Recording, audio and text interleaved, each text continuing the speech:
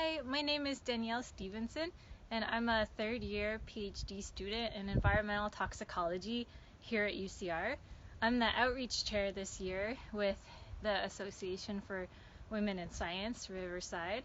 And in this role, I'm bringing my passion for community science and citizen science, environmental justice kind of work.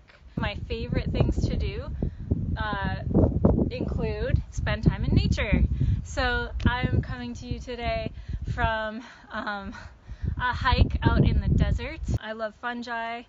I actually have a mushroom business called D.I.Y fungi where I teach people how to grow mushrooms for food and medicine. That also ties into my research at UCR, where I study how certain fungi interact with toxic metals in our food system.